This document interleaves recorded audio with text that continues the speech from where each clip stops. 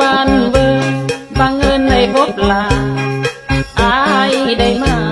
พบน้องครั้งนี้ได้พบเห็นสาวฝั่งขวาที่โสพีหน้าตาดีสาวผู้ดีที่บ้านเบิ่ง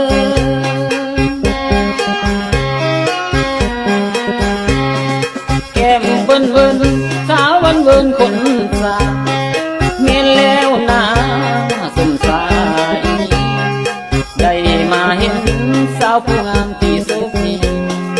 น้ำใจดีอีหลีสาวบ้านเบิ่งสาวเอิ้นพระบาอ้ายฮักเจ้าแท้น้องบ่แล